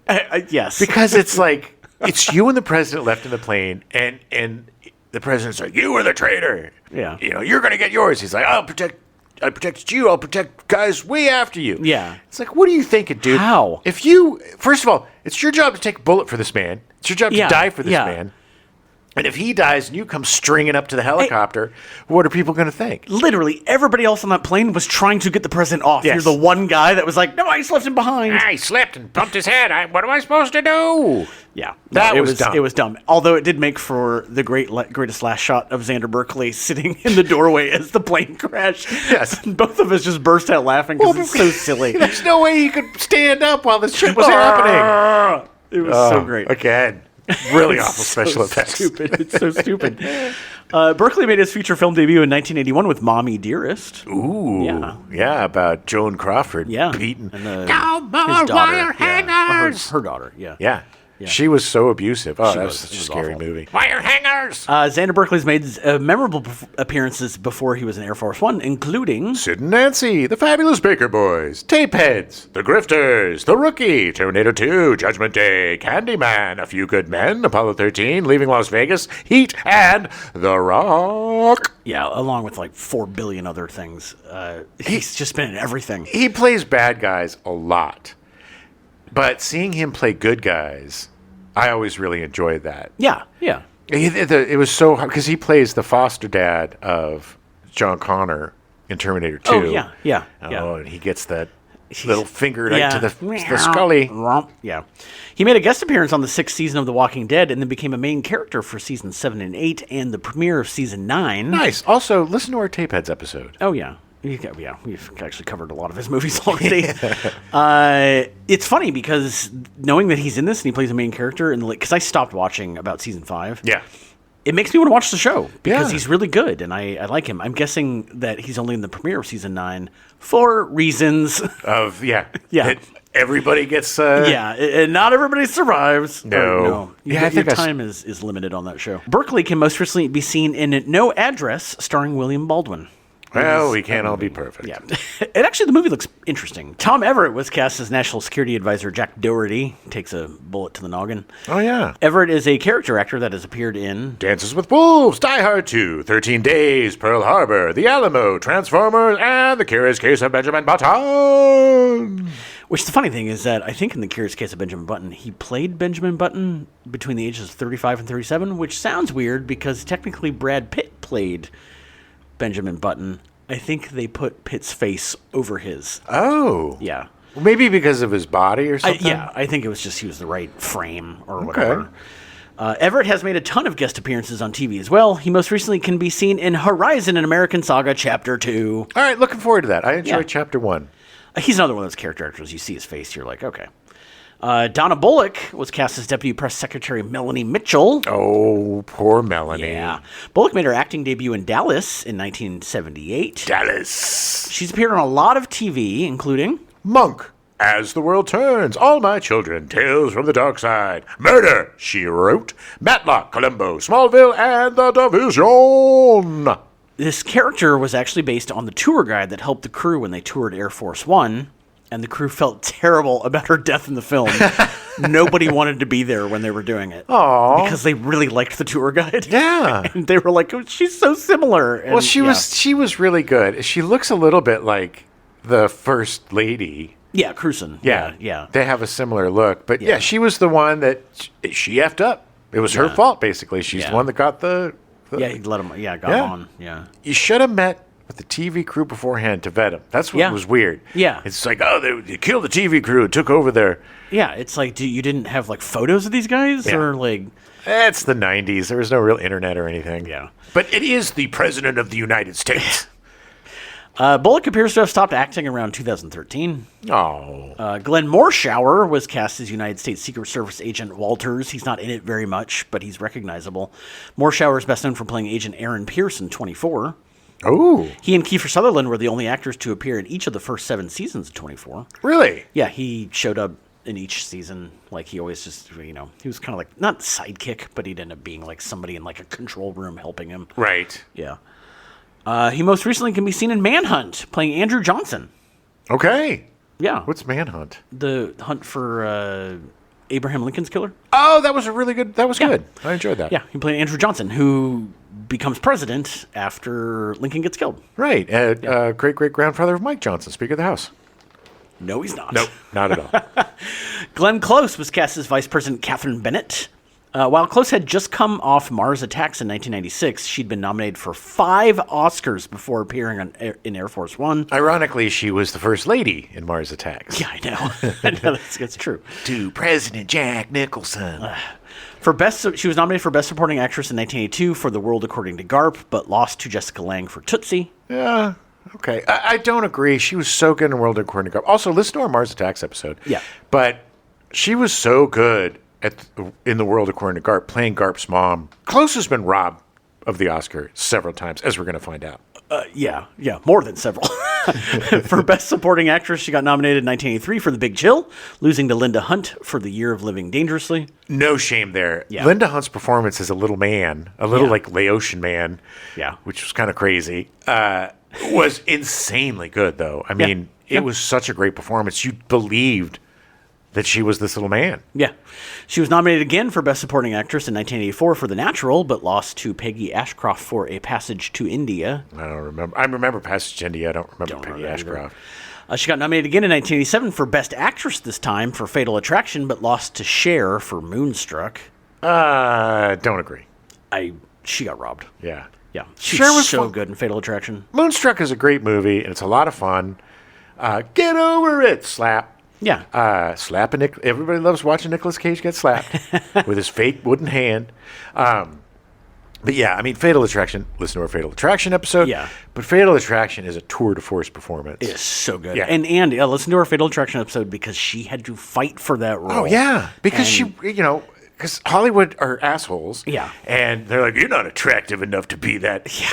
But she was so good. She's so good. She also got, the next year, in 1980, got nominated for Best Actress for Dangerous Liaisons, but lost to Jodie Foster for The Accused. No shame there. Yeah. That was Jodie Foster. That performance was heartbreaking and amazing. It just sucks that she went 0 for 5. And it's amazing to get nominated 5 times in essentially like 6 years. I mean, that's crazy. That's why the Oscars suck. Yeah, I'm not a fan I know. of award shows. I think it's hard enough to be an actor without pitting them against each other. And the best performance is arbitrary because art is in the eye of the beholder, and there is no best. It's like, my analogy is like saying that purple is the best color. Yeah. Which it is. Red. Glenn Close was a last-minute casting decision to play the vice president. Close wore a wig from her own collection during shooting because her haircut at the time was too short for the role. I love that she has her own collection of wigs. Why not? She only made one objection about her character in the original script. They had written a scene of her breaking down and crying, and I said, I will not do that. Because I thought we'd be doing women a disfavor if we had that cliche moment where she breaks down. She's right. Amazing. Yeah, because look, she's breaking the glass ceiling playing the vice president. Yeah. And she has to be just as strong as Ford for this to work. Yeah. If she's just an emotional, hysterical, stereotype of what Hollywood thinks women are, then she's right. Then there's no point in having a woman vice president if she's going to be cliche. Yeah. Nonetheless, the character does tear up visibly when the national security advisor is killed while she's on the phone with the terrorists. Makes sense. Yeah. Harrison Ford breaks down and cries too. It's a real reaction. Yes. Yeah. After Air Force One, Close would be nominated for 3 more Oscars. For Best Actress in 2011 for Albert Nobbs, losing to Meryl Streep for The Iron Lady. Yeah, no shame there. I did not know Albert Nobbs, the movie, existed. So. I used to get, before I became in arrears with my dues to SAG, I would get the screeners every year, and I remember watching Albert Nobbs. This does not sound familiar at all. She was nominated for Best Actress in 2018 for The Wife, losing to Olivia Colman for The Favorite. I didn't see either of those. Again, movies. Did not know The Wife existed. I think The Wife was like an Alzheimer's thing. Oh, if I'm correct, yeah. I could be wrong. The Favorite was one of the the guy who did Begonia. That was that movie. For Best Supporting Actress, she was nominated again in 2020 for Hillbilly Elegy, losing to Ya Jung-yoon for Minari. Yeah, no shame there. Yeah, nobody should have got nominated for anything for Hillbilly Elegy. No, Hillbilly Crapagy. Close will be seeing the upcoming The Hunger Games: Sunrise on the Reaping. I just saw her in an Amazon movie called Brothers, where Peter Dinklage and Josh Brolin play twins, inexplicably. Owls, just like twins. But she played their mother. She's so unrecognizable in that film that for like the first 20 minutes, I didn't realize it was her. Oh, wow. And then finally, I kind of squinted and looked because she's got red hair and she's all dolled up. Wow, And it looks like she had work done, but I don't know if she's had work done. I don't know. But she's good in it. It's not a very good movie. But it was just crazy. I'm like, holy shit, that's Glenn Close. Yeah. She plays the con artist, mother of these 2 brothers, and Peter Dinklage is kind of a criminal, and Josh Brolin's trying to get away from that, but sucks him back in. Oh, yeah. I remember watching the trailers for that. Yeah. It was fine. Yeah. Dean Stockwell was cast as Defense Secretary Walter Dean. We talk a lot about Dean Stockwell in our Quantum Leap episode, so give that episode a listen for the full rundown on Dean Stockwell. Yeah, I just know he's a great actor. Yeah. He was great in The Player.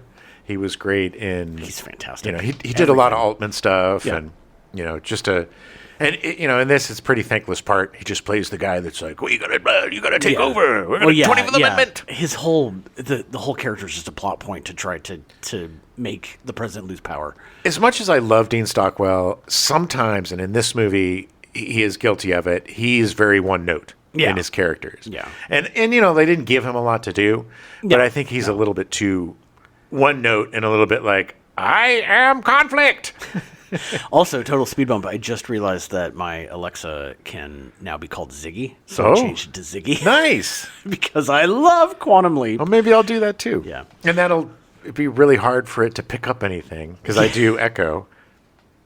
Oh, it didn't listen. Okay. But I use that. Yeah. Yeah, that's why too many times suddenly the Alexa would start talking to me, and I was like, I gotta change it to something else. Like, it's driving me nuts. Yeah. Spencer Garrett was cast as White House aide Thomas Lee. Garrett is a character actor that usually plays people of power. Over his career, he's played a number of real people, including Bob Woodward in The Frontrunner in 2018 and Sean Hannity in Bombshell in 2019. He's got like a sitcom face. It's funny. He doesn't. He looks like because he's also played a lot of like reporters, or, TV hosts, like game show hosts and stuff. Yeah. And that's kind of what he looks like because he has those very kind, smiley eyes. Yeah. He works constantly. Despite starting his career in 1989, he's appeared in over 230 productions. Oh, my God. He can most recently be seen playing the director of the FBI in The Residence. Yes! He's so good in that. He is so good. And that, if you've slept on that is a really fun show. Great show. It's on Netflix if you're interested. It is so good. Some cameos. Philip Baker Hall as Attorney General Andrew Ward, known for appearing in a bunch of Paul Thomas Anderson movies and for being the library cop on Seinfeld. Yes, and the gruff neighbor in Modern Family. Oh, yeah, that's right. This is my favorite, my favorite episode of him in Modern Family is when Phil is taking him to vote. Yeah. I want to get my oxygen. You're going to take me. I'm going to die if you don't get me my oxygen. And it's just like he's such a grump. I love him so much. And he has this inexplicable friendship with the youngest son. Dumpy boy. Yeah. And it's just really cute. And then when he died on the show, there's this, Yeah, great- it was very very heartwarming. He's always a great actor. I just rewatched Zodiac, and he plays the handwriting expert in that. Oh yeah. Oh wow. So good, yeah. Jürgen Prochnow was cast as General Ivan Roddick. Prochnow worked with Peterson on Das Boot, which is why he's done a ton of stuff. Yes. He's one of the most famous German actors. And Dan Shore was cast as Lewis, one of the White House aides. He played Ram in Tron. Yes. And also a blink in if you miss it, Oleg Taktarov. He's a character actor that's just been a ton of stuff, usually playing Russians. Initially, Wolfgang Peterson and crew were denied access to the real Air Force One. It actually took a phone call from Harrison Ford to change their minds. I love that it's like, all right, let's get Harrison Ford to do it. What do you want me to do? Who am I calling? For a replacement Air Force One, the production purchased a 747 and spent $300,000 to give it the official paint job. Ooh. Scenes depicting the Russian prison were filmed at the Ohio State Reformatory in Mansfield, Ohio. The Ohio State Reformatory was also the main prison used for the filming of The Shawshank Redemption. Yeah, I was like, this looks familiar. It's very gothic. Yes, but they do a very good job with like the rain and the night and Yeah. making it feel like Russia. Also, it's really weird.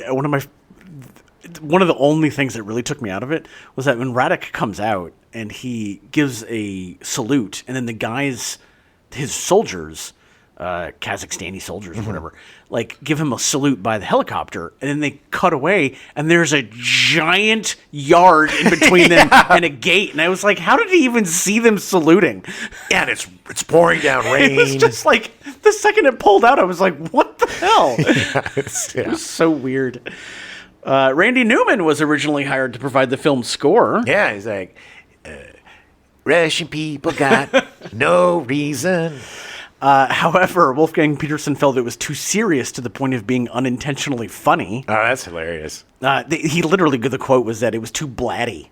Oh, wow. And to be honest, Jerry Goldsmith's score, kind of blatty. Yeah, I don't really understand. Although, to show just how inappropriate it was for this movie, Newman later recycled some of the projected score for Toy Story 3. Nice. Because often I think about Toy Story 3 and Air Force One being the same movie. Well, isn't Toy Story 3 the one with like the teddy bear who's evil and gets I all think the so, you know, yeah. and all the toys are like going into the incinerator? They end up in... Yes, The I dump think or so, something? yeah. Or like the factory or something. It's very I don't action-oriented. remember. Yeah. So that makes sense. Yeah. Get out of my toy store. Get off of my shelf. Toy Story movies are great. They are.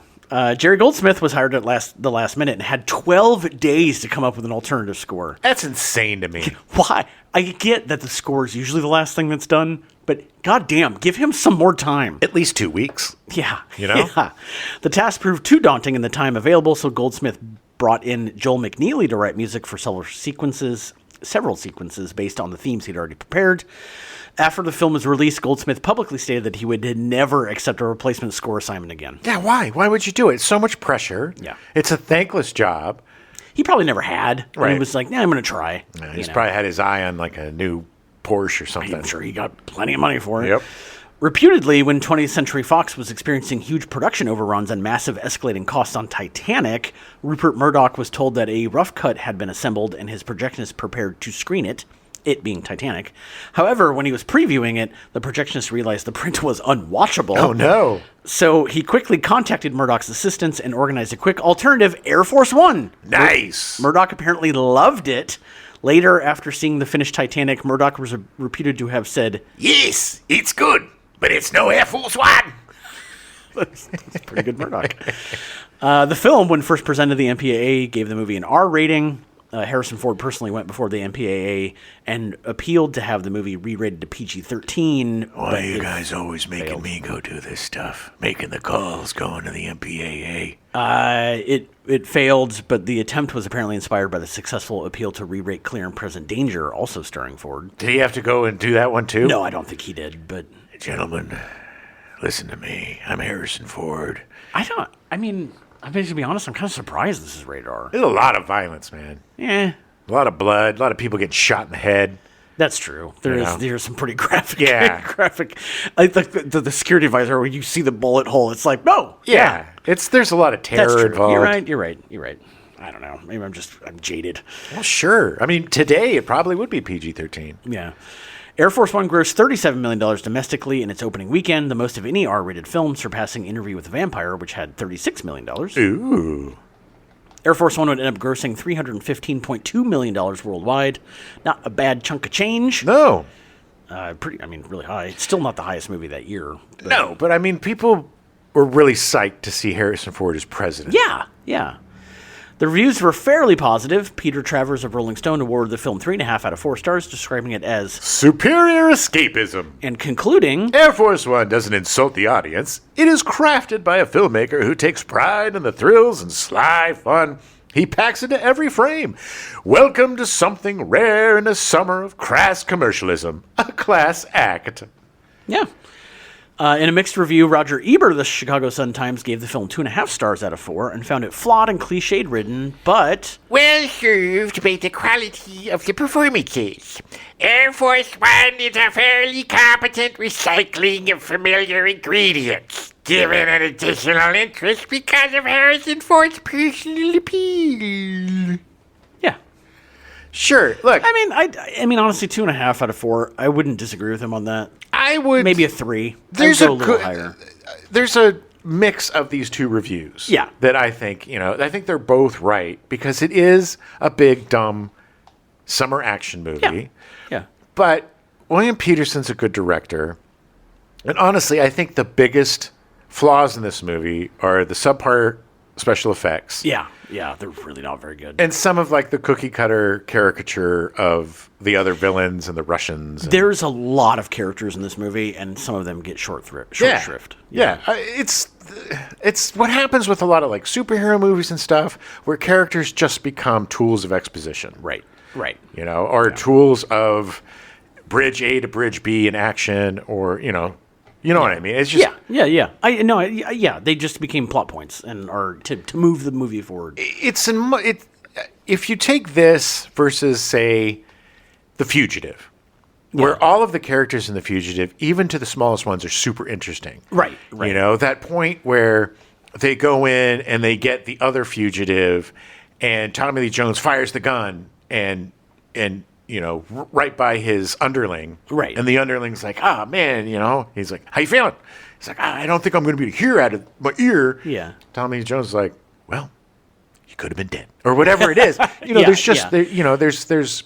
Yeah. You have to give. Just enough to give that little bit of character. Yeah. When characters have depth and range, and they have a 3D about them that make them, a fully fleshed out person, that's what makes these things successful. Yeah. It's like, I cannot stand the X-Men First Class or whatever movies, because half of those characters are just exposition. Yeah. It's just there to serve the plot. They're just window dressing. And is the laziest writing. This is something that I feel like Die Hard did better, because all of those characters are very similar. Like all of them mean something, do something, and have development. Yeah, even the cokehead is, he's got, there's something about it, the vulnerability on his face when he realizes that he effed up, and he's like, bam. Yeah. Don't do it. Don't trust him. You don't know me. Don't shoot him, Hans. This was actually considered to be the last of the kind of Die Hard knockoffs. Yeah. Because at this point, some critic was like, they've literally done it on everything now. We're done. Yes. And look, a great way to end. And if anybody's gonna pull it off, Harrison Ford. Yeah. Look, definitely. There's a reason why we picked this as good presidents, because he was great as the president. He is such the perfect hero in this, because he doesn't care if he's the president. He wants to make sure everybody's safe. Yes. He does the heroic thing and makes sure that everybody gets out. He is the wet dream of a president who is just honor, integrity, and character, and courage, and patriotism, and all of the things that we pretend the presidents are. very few of them have ever Most of been. them are not. Yeah. And you root for him because you want this president to survive. Right. And he's so good and so believable at it that it takes a goofy movie and elevate. He and Gary Oldman take a pretty goofy movie and elevate it to something that is a lot of fun to watch. Well, speaking of those type of presidents, President Bill Clinton, who was in office at the time of the film's release, enjoyed the film so much that he actually saw it twice, giving it good reviews. I really love this movie. I just, the first time I watched it, I was with Monica, and we weren't really paying attention. So I had to watch it again, and man, I wish I had that integrity. I wish I was like him, but, I'm kind of a piece of shit. I assume he probably watched it on the way to Epstein's Island. Yes, I think so, on Epstein's plane. He did point out, however, that the real plane did not have a parachute ramp or escape pods like the aircraft in the movie. Yes. And the escape pod has been featured in like 5 different movies. Because people really, really want Air Force One to have an escape pod. In response, Wolfgang Peterson predicted that future models of Air Force One would incorporate such security features. As far as we know, they don't. Well, I don't think it's practical, or it's... How would an escape... So the whole thing was that they stuff them into a tin can and then shoot it out. Yeah. How do you... What happens if it fails, and then you just kill him? Right, but also... In an emergency, you're not going to have time to go all the way down and get to the back. If the plane, it's very few emergencies are going to give you the time to put him in a pod. I know. And shoot him out of there. It's very impractical, but it makes for a good movie. Sure, and the whole look. One thing that really bothers me about this movie is I don't know if you've ever seen a plane open up or something, or open a door or a hole in it.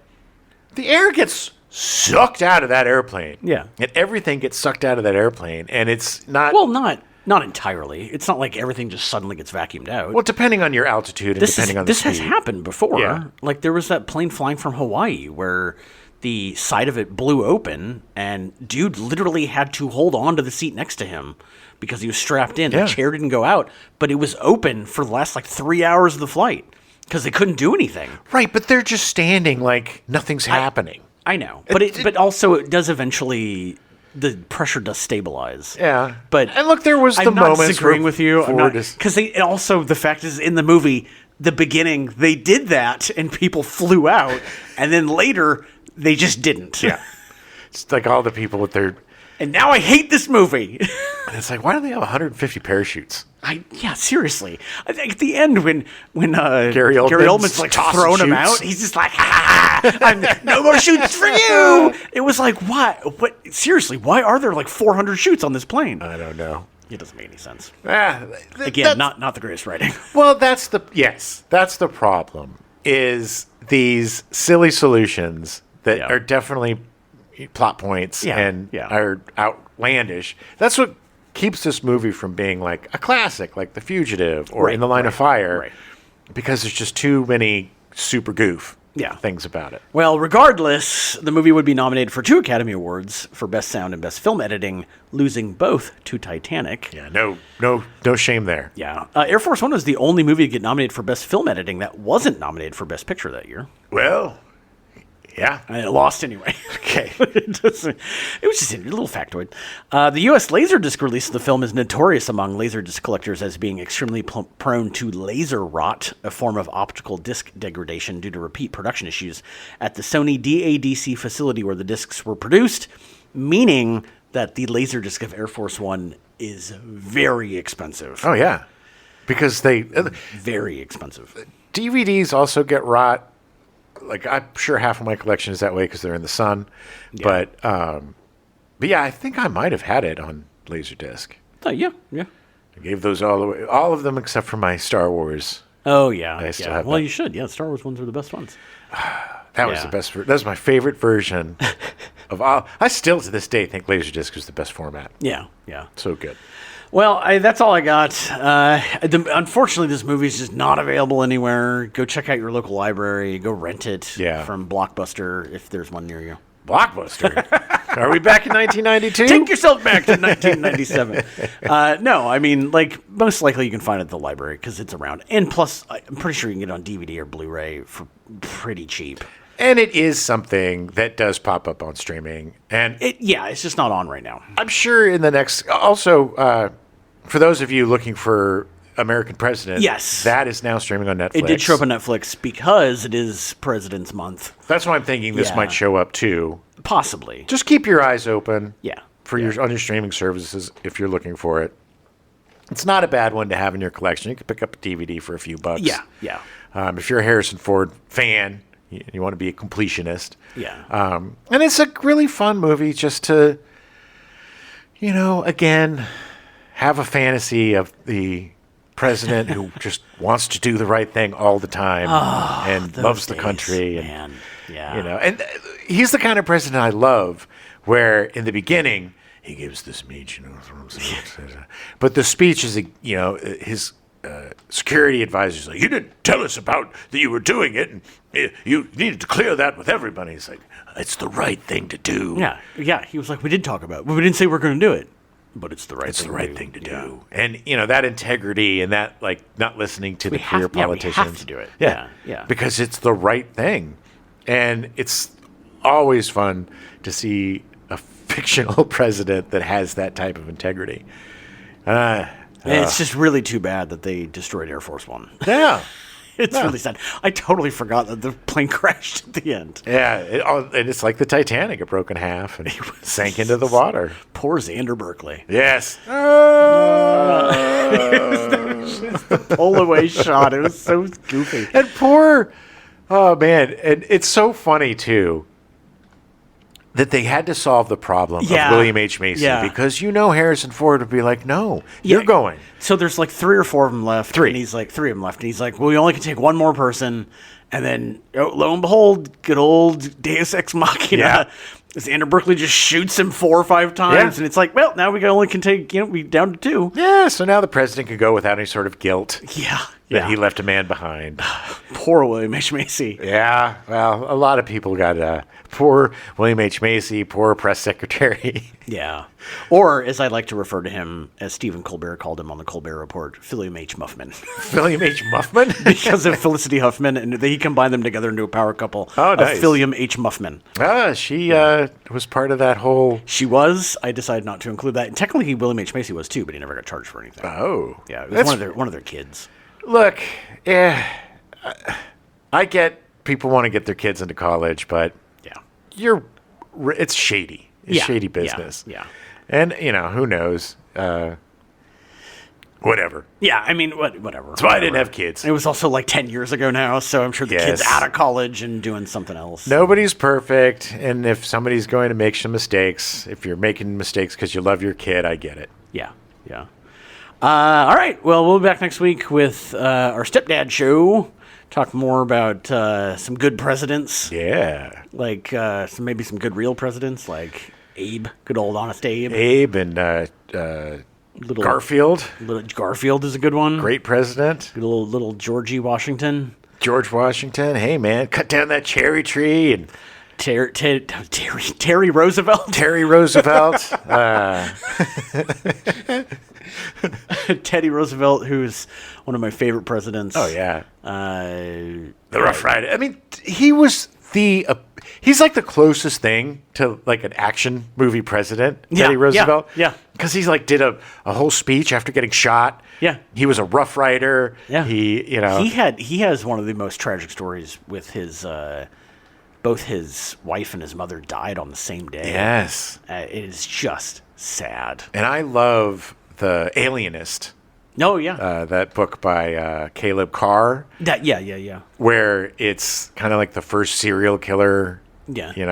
But it's an historical fiction. Right. But Roosevelt is one of the main characters back when he was the chief of police in New York. Or was he the Yes, that I think sounds he was right. the police chief. Yeah. But he was, he was like a cop and working with him to solve the crime. Right. Such a good... And I think they made a series. TV show. Yeah, I think it ran 2 seasons, if I remember right. Because there was a couple of books. There was 2 Alienist books. Oh, okay. If I remember correctly. But yeah, we'll talk about that. Maybe give you some recommendations of other president things that are fun Yeah. to watch. Yeah, definitely the 4-part miniseries about Garfield. Garfield, yeah. Screaming death, lightning, death by lightning. Death by Screaming Lightning. Screaming. Really good. Yeah. Really good show. Great show. But anyway, we'll be back next week. Thanks for listening, and I'm very excited about next month. It's going to be really fun. Oh, But yeah. We'll talk about that more next week. Yes, we will. Get off my plane. Or stay, I don't care. Anyway.